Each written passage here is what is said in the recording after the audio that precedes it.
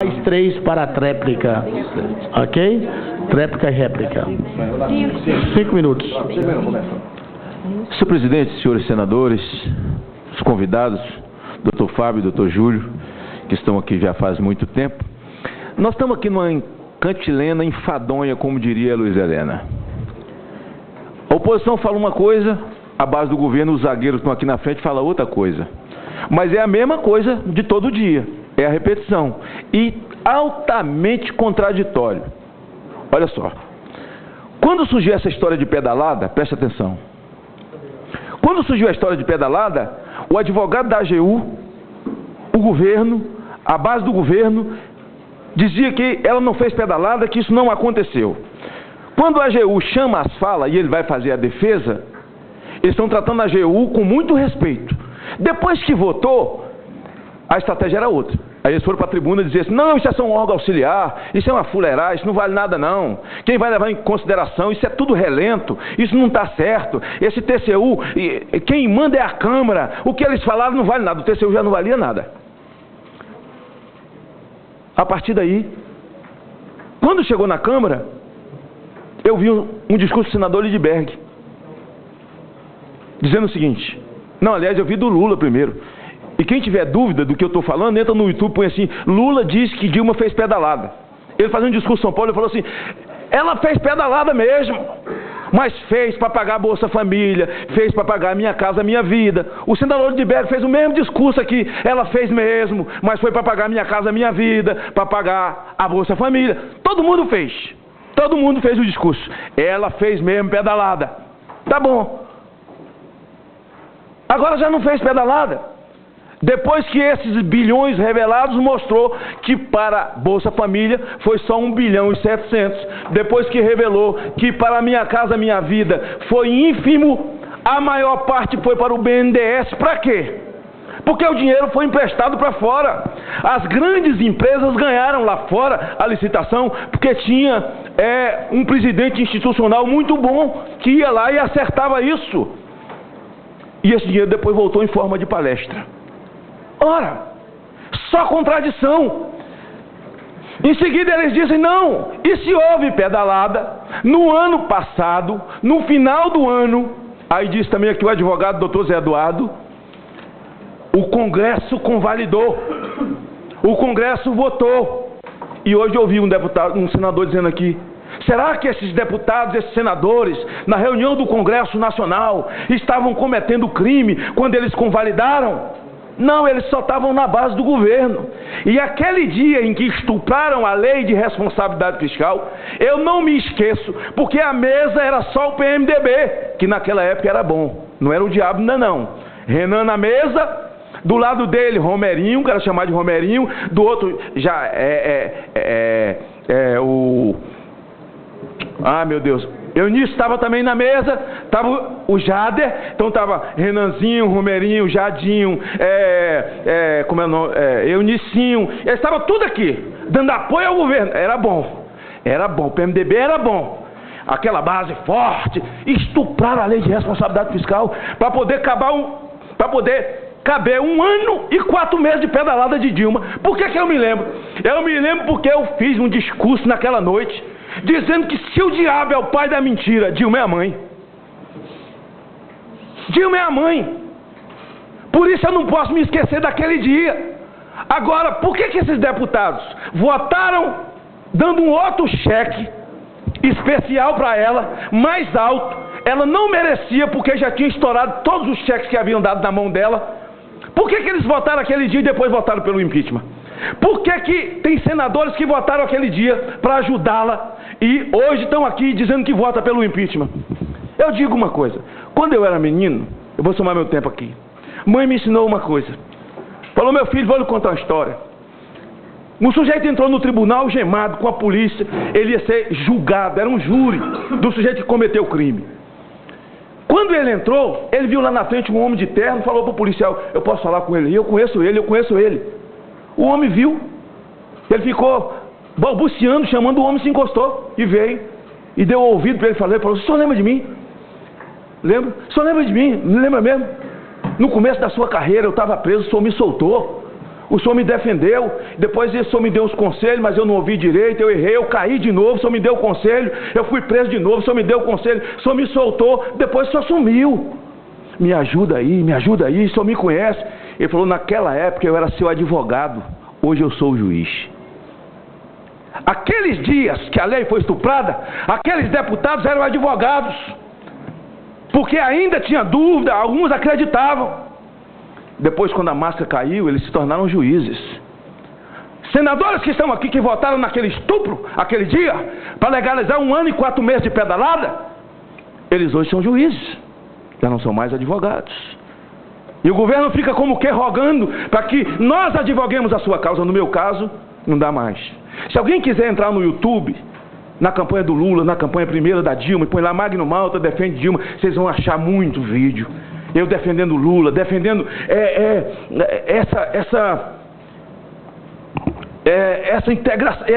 essa revolução que eu entendia que havia sido feita, essa inclusão social, né?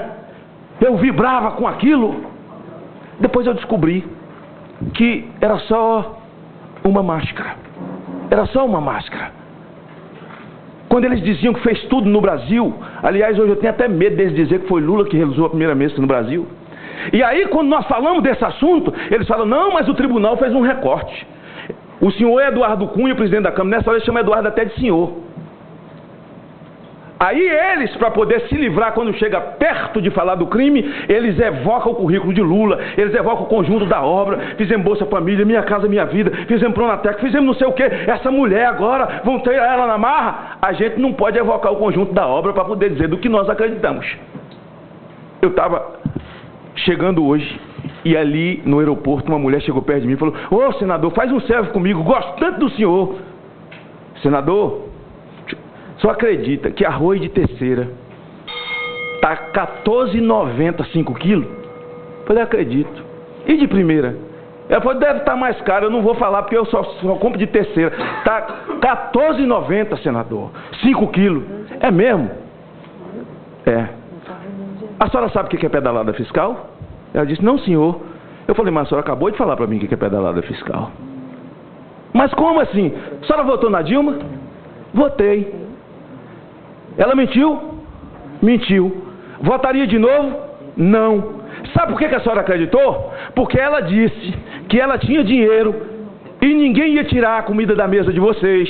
Que ela tinha dinheiro, não ia aumentar taxa, não ia aumentar gasolina, não ia subir juro, não ia aumentar nada. Mas sabe por que ela fez esse discurso? Porque a pedalada fiscal legitimou ela para ela mentir no processo eleitoral.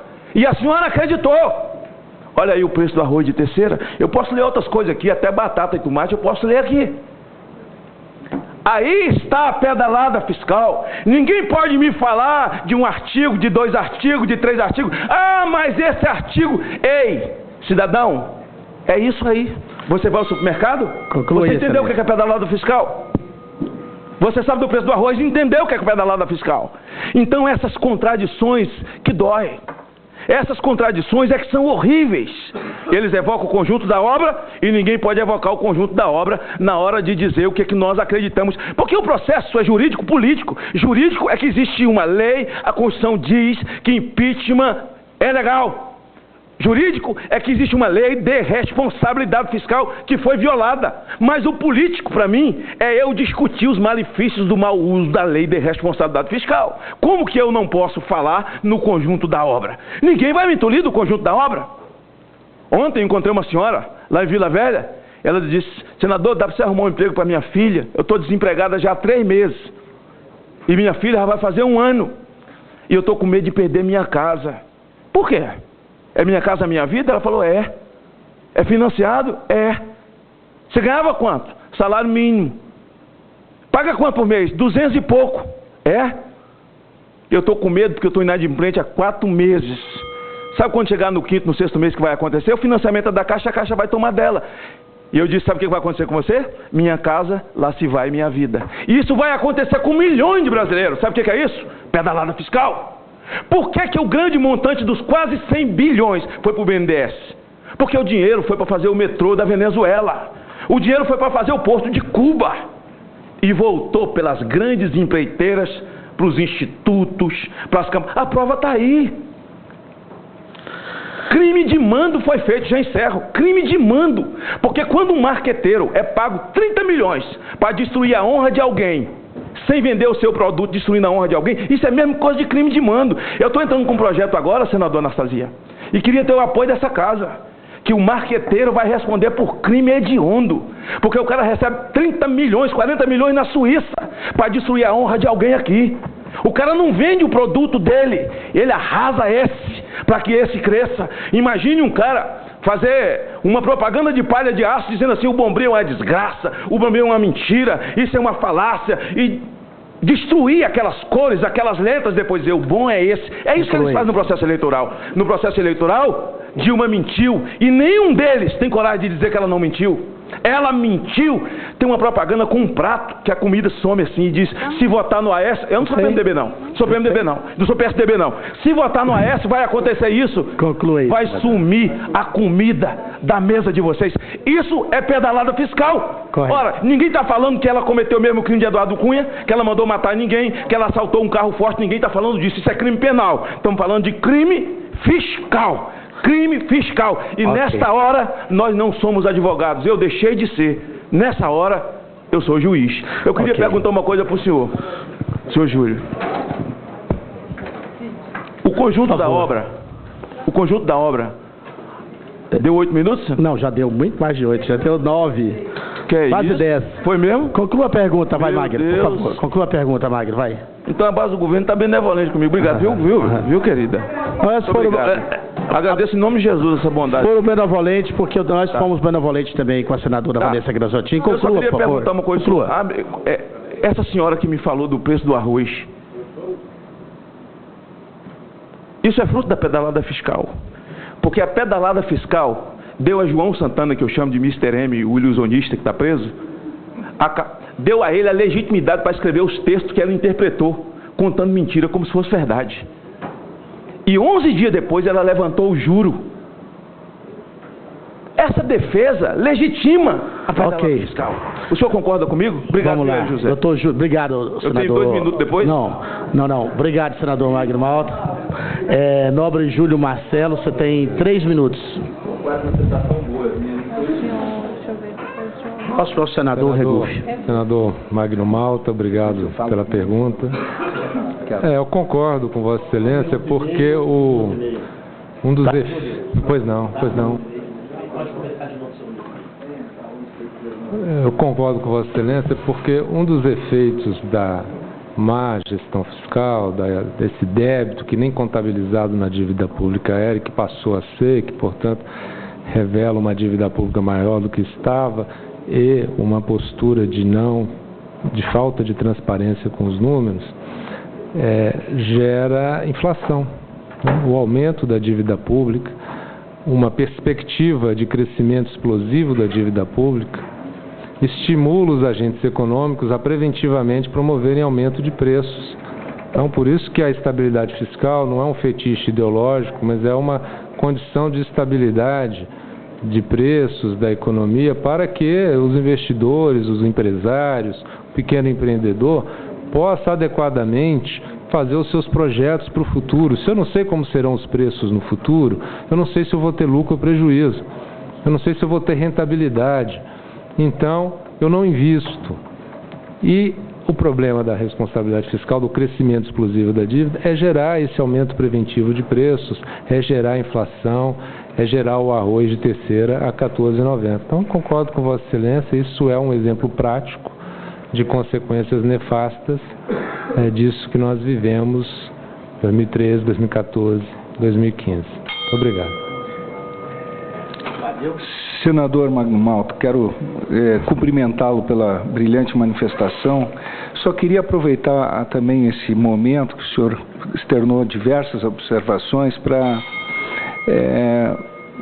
dentre as suas observações, eu vi uma preocupação com o atual momento que vivemos sobre essa estratégia toda de discussão política envolver a destruição da reputação moral das pessoas.